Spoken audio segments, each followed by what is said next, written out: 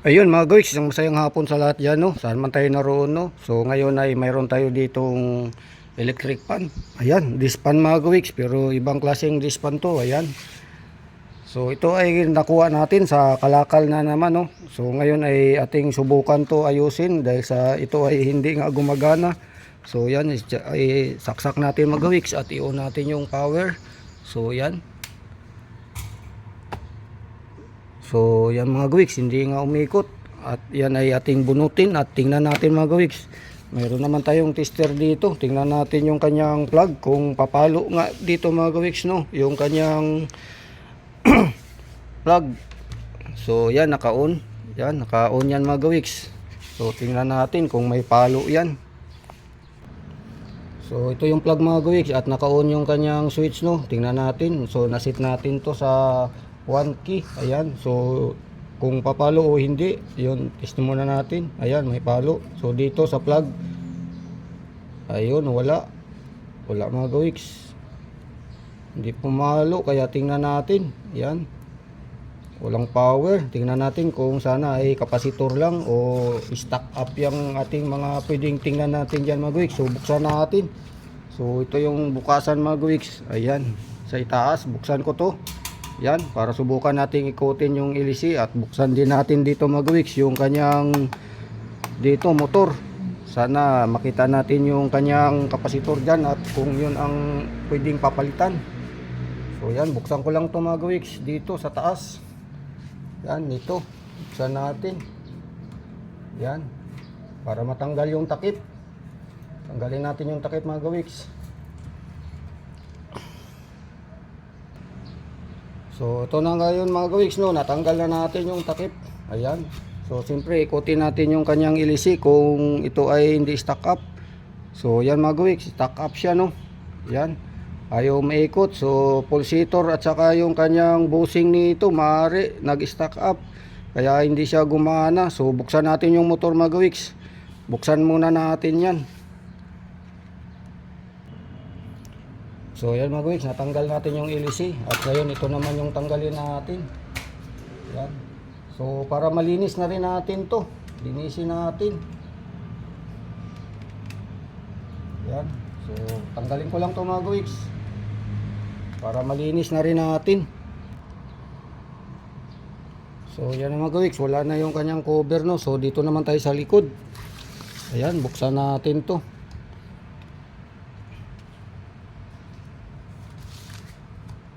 Ayan. So alisin natin yung takip mga gawiks.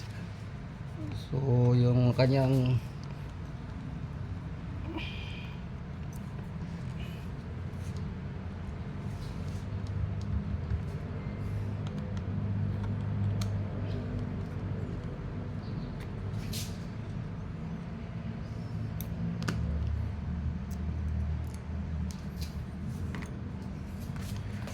so itong takip ay ating alisin para makita natin yung motor dyan sa loob mga gawiks. Yan.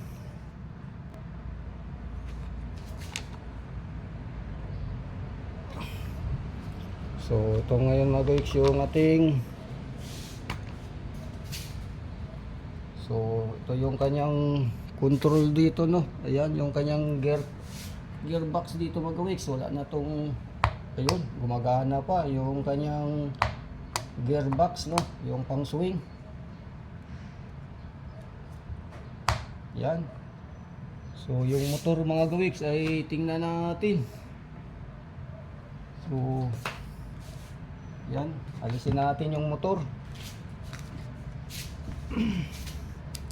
So dito, yan, tanggalin natin to dito mga gawiks. Yan, tanggalin natin yung sa swing. Yan dito.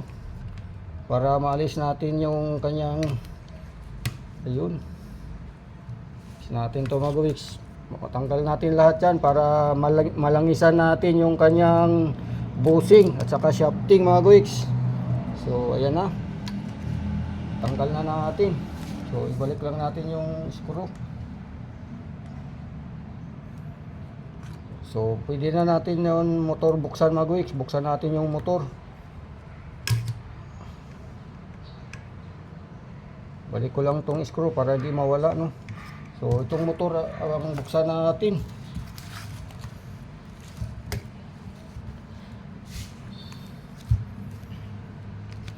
So yan mga kawiks, no, itong motor, yan buksan natin yung kanyang motor, yung cover.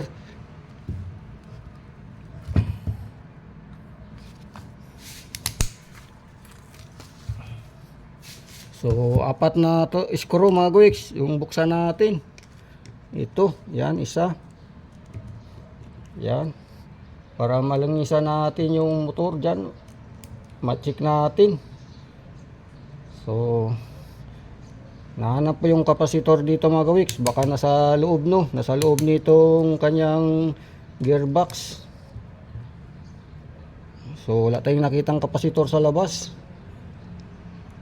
So ngayon kung lang ako nakagawa nitong ganitong klaseng electric fan mga kawiks, kasi ngayon lang tayo nakakuha ng ganito eh. So buksan ko lang yung motor. So yan mga kawiks, tinanggal muna natin yung kanyang gear assembly, no. So yan, tinanggal natin yung screw. So ito na yung kanyang shafting mga kawiks. Yan yung shafting. So alisin natin yung cover. So matigas, stack up talaga mga kawiks.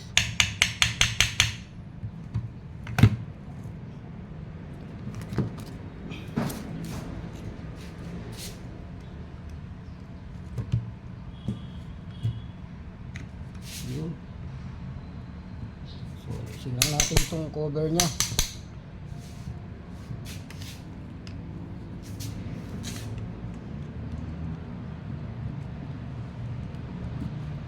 So kalawang mga kawiks, ayan kalawang.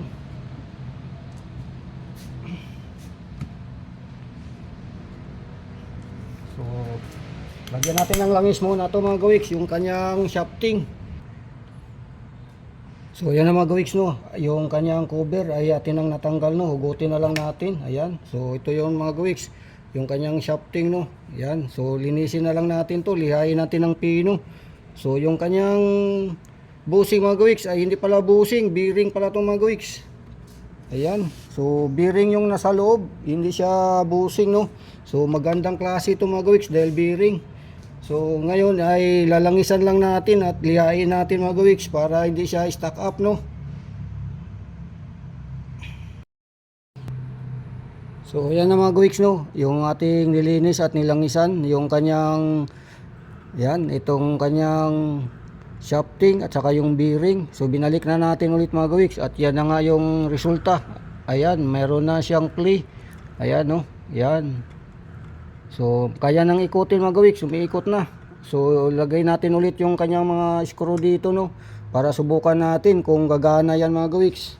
So higpitan ko lang yung mga screw dyan, ibalik natin. So kinalawang lang mga kawiks yung kanyang shafting, tapos yung kanyang bearing ay ating nilangisan at inikot-ikot. Ayan na. So okay na mga kawiks, subukan natin yan ngayon paanda rin pagka tapos natin mailagay yung kanyang mga screw na apat. So yan mga kawiks, binuksan natin dito, no, yung kanyang switch. Nandito pala yung kapasitor niya mga kawiks, no. So i-check natin kung itong kapasitor niya ay buo pa. So yan mga kawiks.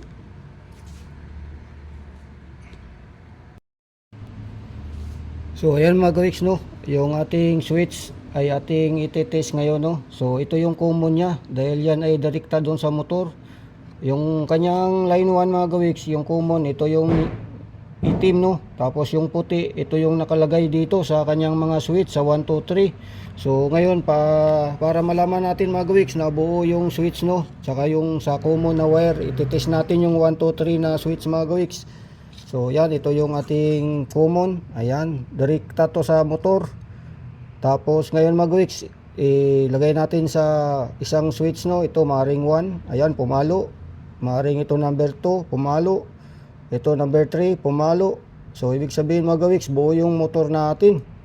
So ngayon itong ating wire dito sa plug mga kawiks, check natin. So ito yung plug natin. So i-check natin yan mga kawiks kasi tinis ko kanina ayaw umikot yung motor. So ngayon nalaman natin na ito palang isang wire.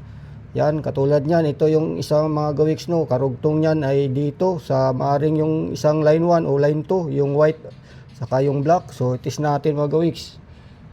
So ito yan, good yan mga kawiks, yung linya ng black, yung line 1 no, yung common doon sa motor. Tapos ngayon dito sa isa, ito yung isa mga kawiks, dito sa kabilang linya sa white ito mga kawiks. Yan, so wala siyang pahalo, yan no. So hindi gagana kasi yung isang wire nito diretso dito yan mga kawiks, sa kanyang plug ay putol. So ngayon ang gagawin natin, itetest natin dito, putulin natin to mga kawiks, yung puti. Tapos kung hindi pa rin natin makita kung saan banda ang putol niyan, ay palitan natin ng plug. So ayan na mga kawiks no, yung kanyang wire ay naayos na natin no, yung kanyang plug. Ayan, so isasaksak na natin ngayon mga kawiks yan. Testing lang to mga kawiks, saglit lang. So yan yung ating motor no. Yan. So paikotin natin yan. Yung kanyang plug mga kawiks, okay na, natest na natin to. Yan, natest na natin dyan. So ito, may palo na yan mga kawiks. Yan, itong dalawang linya na to mga kawiks. Yan, ito. Sa line 1, line 2, dito. Ayan, may palo na yan parehas. So check natin ulit mga kawiks ha. Yan. So parehas na yan may palo. So itong isa, yan, di yan nakasaksak no, dahil nandito. Ayan. So ito yung isa. Ito yung kanyang tester. Subukan natin kung ito yon. O yan, may palo mga kawiks. Tapos sumunod itong isa mga kawiks sa ilalim. Ayan. Dito yan sa kabilang linya. Ayan, may palo na yan mga kawiks. Ayan. So ibig sabihin, buo na itong plug natin mga kawiks. Ito. Pwede natin isaksak. Yung kanyang mga kawiks, switch ay naka-on yan doon sa ilalim, naka number 1. Ngayon, subukan natin mga kawiks kung yan ay under no. Yan. Sasaksak ko lang to dito mga kawiks para paikutin saglit. Kasi yung wire natin, di pa natin na electrical tip yan. Yan mga kawiks. Ayan, umikot na. O buo na yung motor mga kawiks, gumana na no. Yan, dahil sa na-stock up at nalinis natin, nalangisan natin yung kanyang mga bearing dyan. Tapos yung shafting ay ating kinaskas yung mga kalawang. Yung pala, yung pag-test natin kanina, yung wire sa plug mga kawiks, putol yung isa, yung white, putol. Ngayon ay tinanggal natin yung putol at nagkabit tayo ng bago. Ayan na, okay na, buo na yan mga kawiks. So hanggang dito na lang at ay nakaayos na naman ang isang, anong tawag dito, dispan. Ayan, bakal. So yun yung mga parts dito mga kawiks. Yan, ibabalik na lang natin yan mga kawiks para magamit na no. Yan, yung takip niya dito ay nandito yung kapasitor. Nahanap ko doon sa kung saan nandito pala sa switch. So ibabalik na lang natin yan mga kawiks. So hanggang dito na lang muli. Bye bye, yahoo!